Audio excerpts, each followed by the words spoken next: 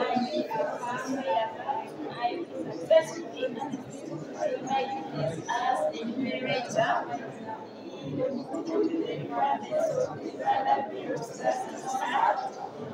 shall not without authority reveal any information acquired by virtue of my duties, nor until such information is made public, directly or indirectly used for personal gain. So help me God. Thank you very much. Let one.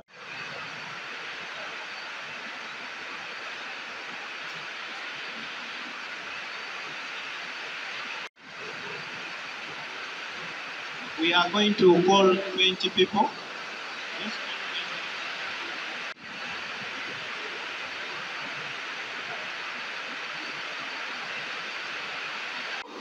Amakumi abiri basituke baholding.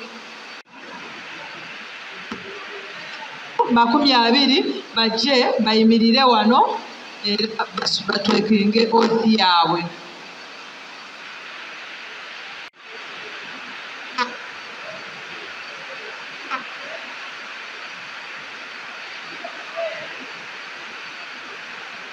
Ndina malabula mutegeke enkola ki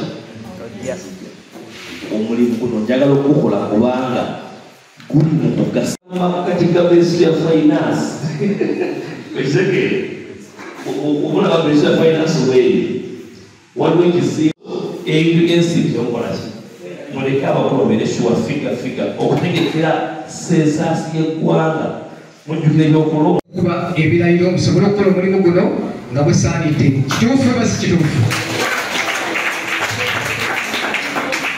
Federal DC mukubireko mu ngalo abantu abasinga obungi mutuule wansi. People get seated. Sit down. Asomesa abadde very loud and clear era sisuubirayo mutima w'omwana atajja kutegeera bintu bino ng'omusajja basomeseza.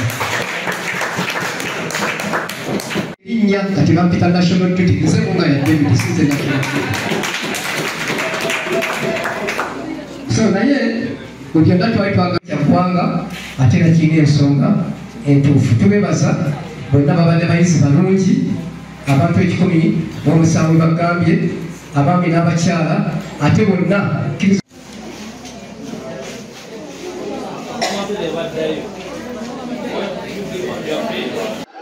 mugenda na kubibuuza ebibuuzo bannammwe mwebale. Kale kati mwe mutuviire tusome lauti ey'okubiri. Reveal and any information acquired by virtue of my duties, nor public, directly or indirectly use it for personal gain. So help me Allah.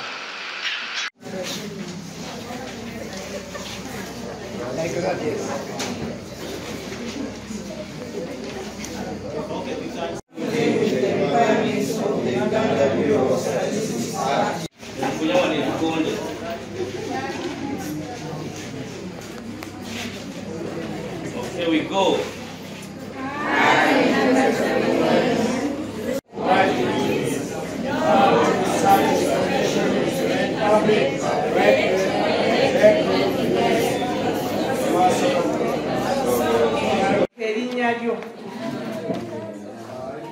Please make sure your names appear as you submitted them.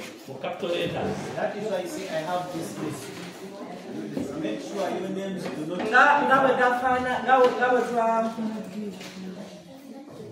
Ngawe twawandiise mobile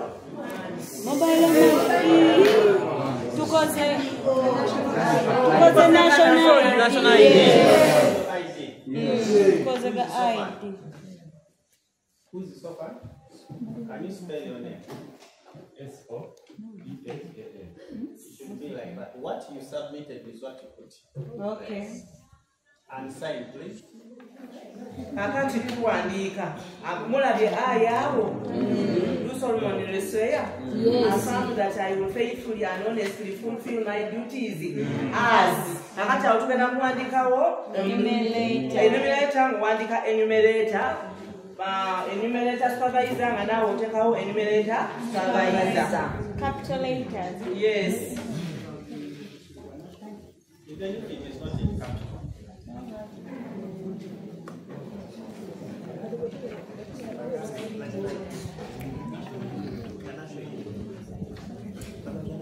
Tumaze?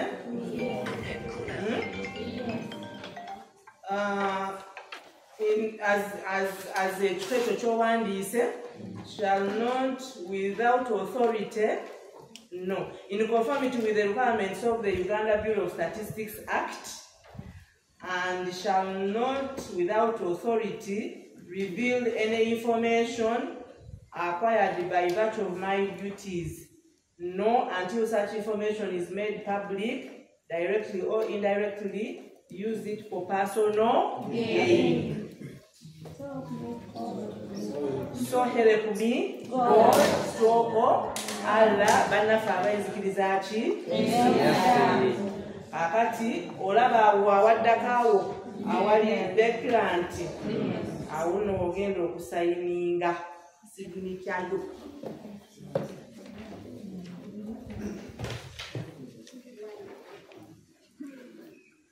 Akati tumaze okusayininga tulina awaddakaawo agamba soni before me ati tugenda kuwandiika Nambojje.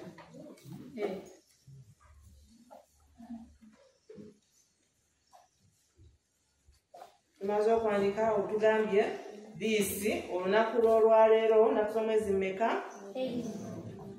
Olwaleero 8 Munana day of May 2024.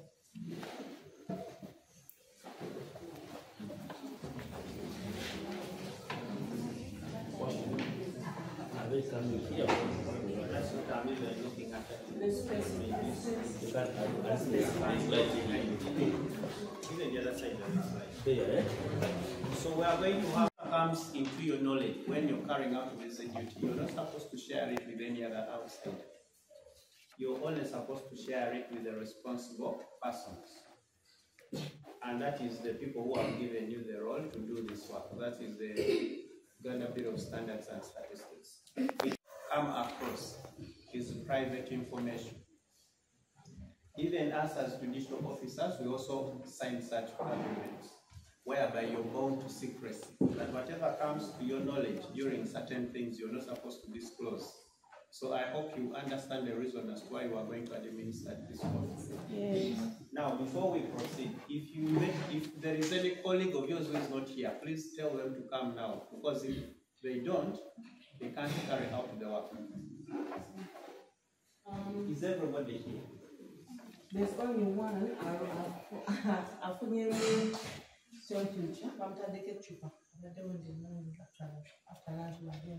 Ajja kujja mukono anoonye obulamuzi. That one will have to come because that is why they have told us to come here. Simplify the work.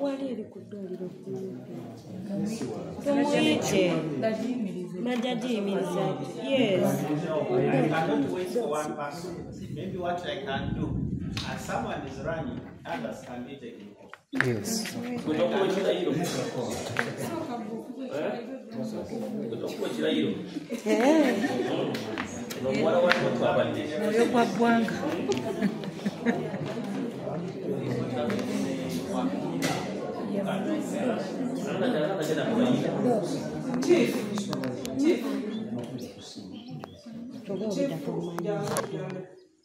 If one of you is not an enumerator or a supervisor, that one can run and call. In the next 5 minutes, I believe I will be done with all of you.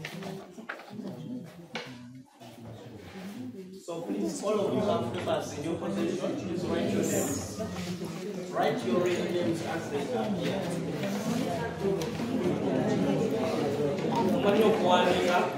Yes. Temukuutiza bannange wandiike bulungi.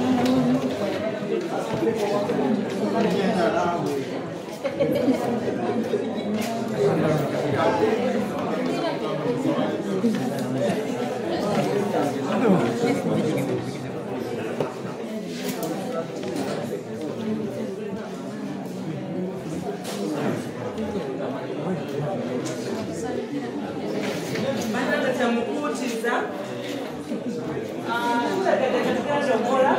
why we are here, is to ensure that all of you take oath of office and secrecy. That paper that you're holding in your arms is what is going to empower you to do this work with all the mandate that the government gives you as an enumerator. However, you are expected to ensure that you maintain professionalism when you're doing your work, maintain secrecy. Whatever information that someone tells you, don't go and disclose it to other people. The information that you get is only supposed to be maintained by the Uganda Bureau of Standards and Statistics. So all authorizations to the dissemination of that information is only supposed to be with Uganda Bureau of Standards and Statistics. So I'm going to request to all of you to write your names and the position. If you're a supervisor, put there that you are an enumerator supervisor. If you're just an enumerator, put there and write your name and you sign, such that we take off and we move on to the next sub-county. I believe all of you have finished writing your names. Government nakumeka ate nsaba abamukume mweyonge okukolera government mufune emirimu emirala oba munira oba commission oba sub county oba mu district ne mu government waliza wamu bino bikwata ku nteekateeka y'obulamu bwo ne baganda bo ne family yo oba olina omwana oba omwami gw'oli ku muteekateekera essaawa zino. Abamu balowooza sensasi yabali abali eri sensasi yaffeffeffe aba mu kibi ky'omulimu gwa ggwanga kituufu kubanga ntunda eri mu ggwanga lyaffe Uganda, naye okusooka sensasi egenda kugasa ali mu ekyo tukyebuza kubanga kibayambeko okulaba nga muwandiika buli muntu nga mwewa obudde okunnyonnyola abantu baffe. Ennyumba 15 z'olina okutuukako buli lunaku osobola okukola ki? Okuzimalayo. Ate omaking sure nti okola ki? Ng'ozimalayo. Twagala nga mulaba ntunda waafaanana kutufulumya ebivudde mu sensasi eno, tujja kusobola okufuna enteekateeka ya ntunda okusinziira ku batabali mu ki? Mu ntunda n'ebyetaago byabwe. Ntunda emyaka 10 emabega teyalimu bantu bangi nga bali mu ssaawa ki? Kyova olaba nga services za gavumenti, amalwaliro, amasomero, amakubo, obutale tebikola ki? Mule tebimala kubanga gavumenti ng'ejja kukolera mu 2014 ekyalowooza mukyali baki? Mukyali batono. Abavubuka naba muli bangi, ebyetaago byammwe bigenda kuva mu mulimu guno. Omuvubuka gw'olese atunulidde ku by'ogenda okukola, ate omuntu wakola n'omuntu wakeeyo nga yeemamaaza temugenda kumpandiika, nze temumpandiika, bigasaani. Funa obudde obukola ki?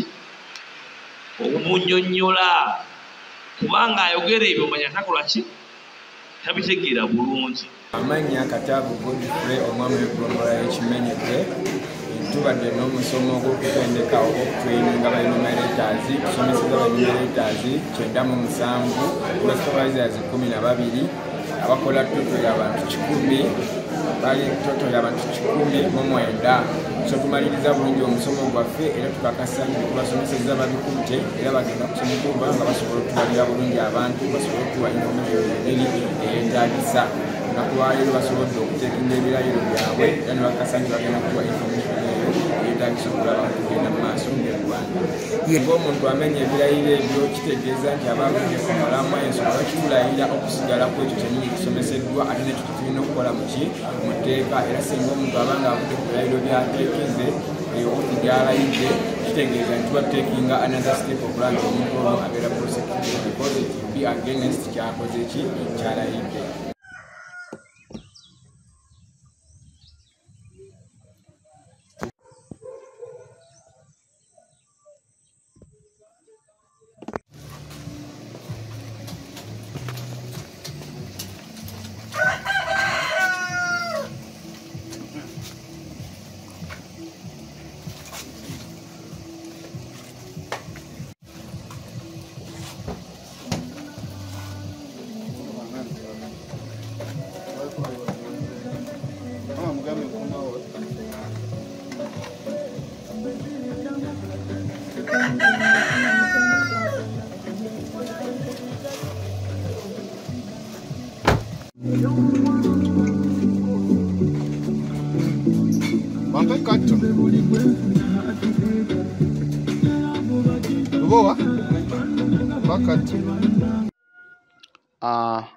Okuwala abantu nga kugenda okutandika ddala olunaku lw'enkya ennaku z'omwezi nga 10 ffe nga abaliko obulemu abakulembeze abakiikirira abantu abaliko obulemu tweteeseteese okulaba nti abazadde bonna tugenda bakunga mu maka gaabwe n'awalala wonna okozesa midiya zonna okulaba nti bavaayo baweeyo abaana abo bababale kubanga eriyo abagagga abamu b'abaana abo babakweka olw'ensonga nti balowooza bikoligo nti bisiraani babagira mu maka gaabwe naye si bwe kiri kuba kyali nteekateeka za Mukama Katonda kuteekateeka omuntu oyo ng'ali bw'atyo.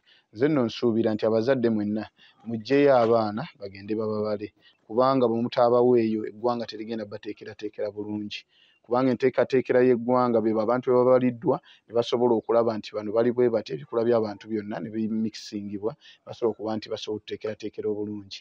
Kati ngaffe abakulembeze ba Mukono municipality tugenda kiteekamu nnyo amaanyi tugenda kukwasa ebiri okulaba nti tuwaayo abaana babalibwe titwagala abaana babakotoggere baleme kubalibwa kubanga naffe ng'abakulembeze tulina bwe tugenda kukola teekerateekera abantu abo nga tebabaliddwa gavumenti yennyini gye tujjamu ssente ezikola emirimu eneebeera tesobodde tusapootinga kati mulowooza ffe tugenda kukola tutya era erina otusapootinga mu ebyo byeteekeddwateekeddwa nti bano bali bwe bati ebikula byonna byonna eby'abantu bijja kubaawo ne paalamenti bwe neetuba neetemaatema n'olukiiko luli oluteekerateekera eggwanga nsuubira kijja kuba kitukolera bulungi nga tututte abaana baffe ne bababala bulungi nnyo. Mbasaba mwenna muweeyo abaana bababale bonna babale kubanga temuliimu gaana n'abaana bw'oba olina abaana 8 nga kuliko aliko obulemu omwe era gamba nina abaana 8 ninako aliko obulemu abantu bamubale bulungi nnyo era ajja kugwa mu kiti kyaffe ekyabaliko obulemu. Bala abantu abaliko obulemu abaana abaliko obulemu n'abantu abakulu bonna nga mbagase wamu tulina abantu 3500 Mukono municipality